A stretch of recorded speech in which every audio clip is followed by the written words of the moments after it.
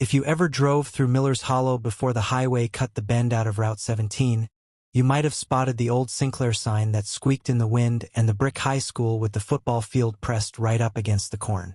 That's where I grew up, and where Bobby Kemp, thin as a fence rail, hair the color of wheat when it goes soft in August, announced to anyone who'd listen that he was going to build a real airplane. Not a kite, not a model, a real one. The year was 1953, but the war still lived under most of our roofs. You could hear it in the hush at supper time, when dads would go quiet mid-sentence and stare through the kitchen window at nothing in particular. You could see it in the way Mr. Dunn, our shop teacher, moved his left leg like a stiff hinge, and how he kept a hand on the drill press as if he were checking a pulse. Gas was 20 cents. A chocolate soda was a dime if you were friendly with Maureen at the drugstore, and practically every farm had a heap of might-need-it metal rusting behind the barn. In other words, it was a pretty good place to decide you'd do something impossible. Bobby lived 2 houses down from us on Grant Street, a white clapboard with a porch swing that never quite swung right because the chain was mismatched. His father, Earl, ran a service truck for the county road crew. His mother, June, kept the house and worked nights at the shirt factory when they needed extra hands. Earl liked things he could fix with a socket wrench. He didn't much trust anything that required prayer or luck. So when Bobby said the word airplane, Earl grunted like the sound you hear when a shovel hits a buried rock. "A boy's got 2 feet for a reason," he said once. "Ground's where God put us." But Bobby was the kind of stubborn that smiles. He collected popular mechanics and popular science the way other boys collected baseball cards. He'd slide the magazines into old pillowcases and keep them under his bed, and when his mother vacuumed, he'd drag them into the backyard and spread them on the grass like laundry in the sun. He had a pencil nub behind his ear and sawdust in his cuffs even on Sundays. I was there the afternoon he first sketched the wing.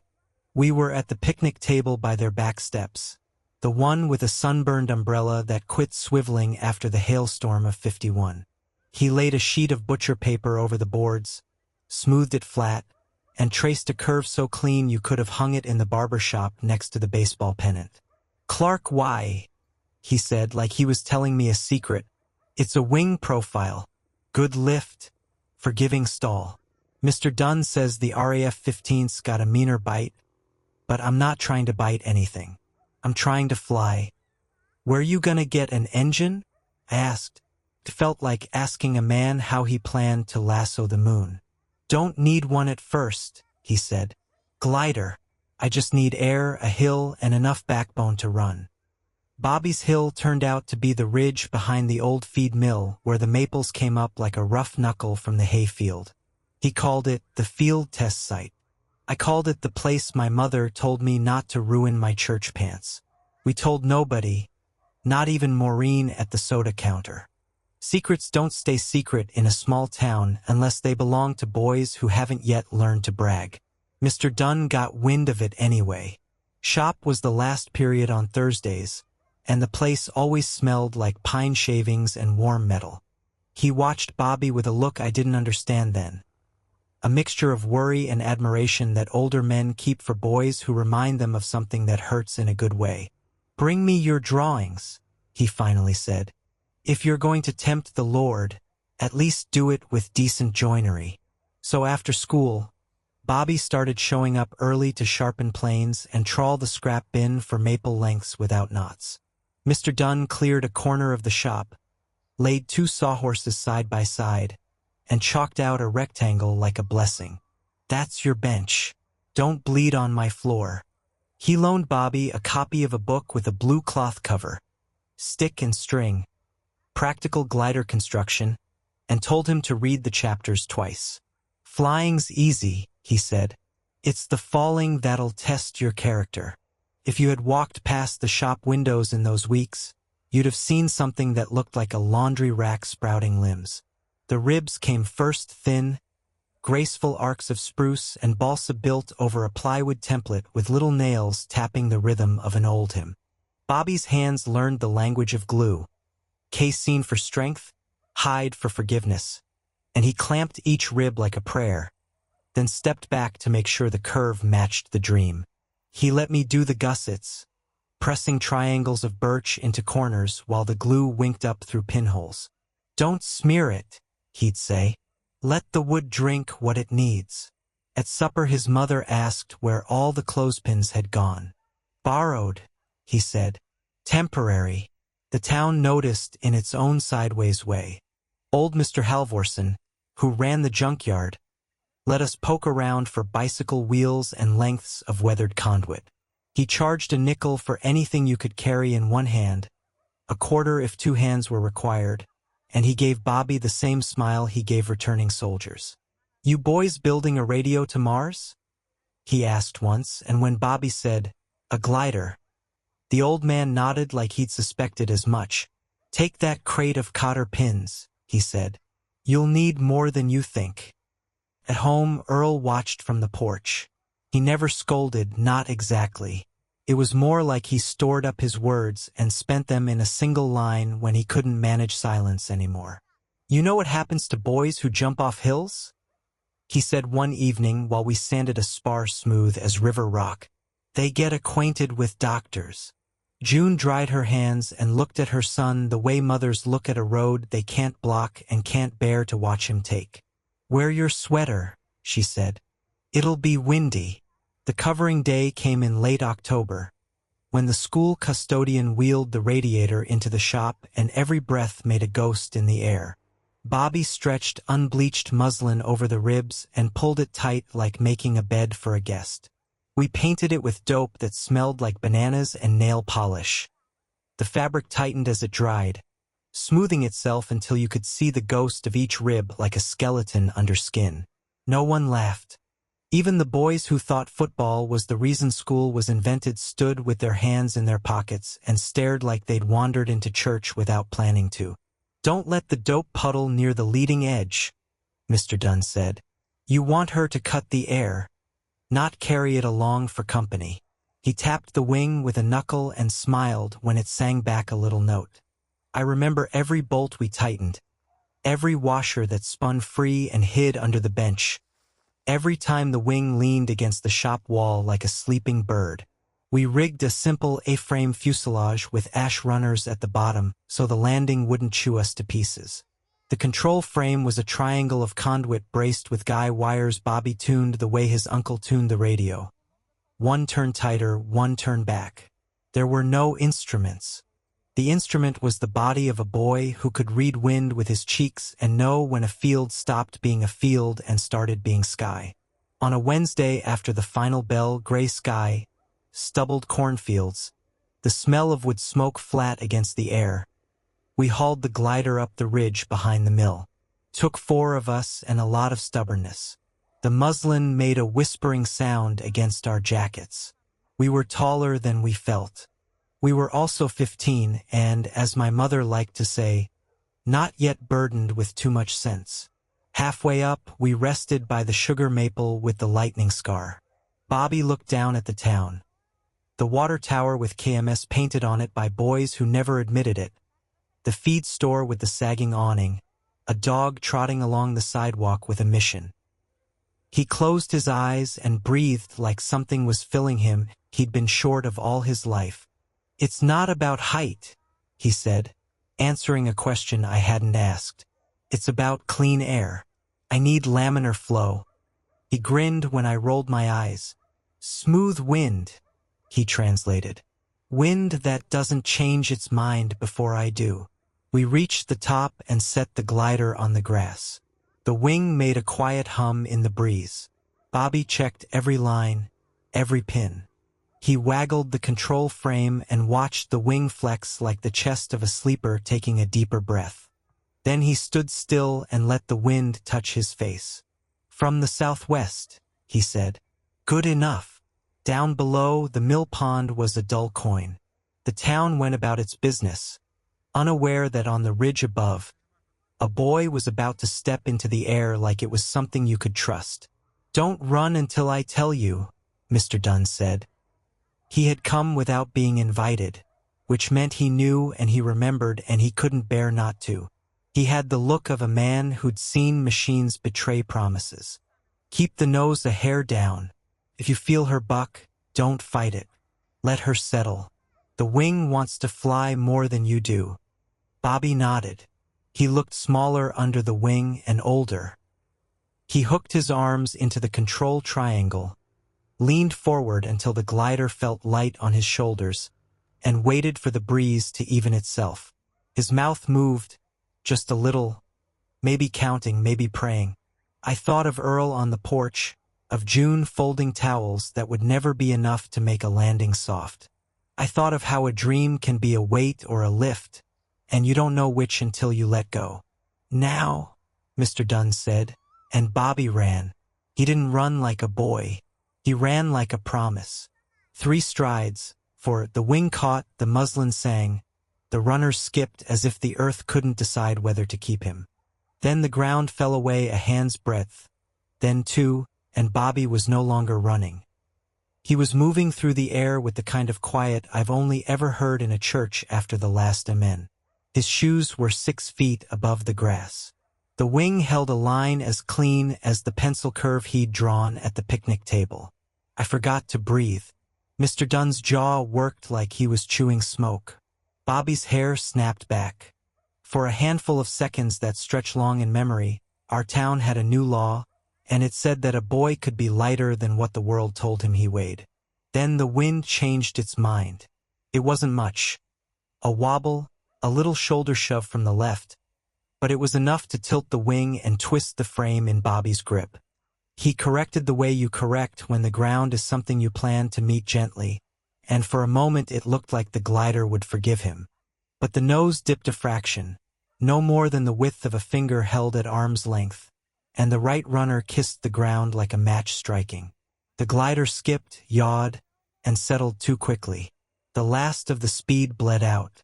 The wing sagged into the grass, and Bobby dropped into a run that turned to a stumble, then a knee, then a laugh that was half a sob. We sprinted to him. He was already on his feet, palms grassy, cheeks wind-burned and astonished. "Did you see?" he said, eyes bright with the shock of having touched something you can't hold. "I was up.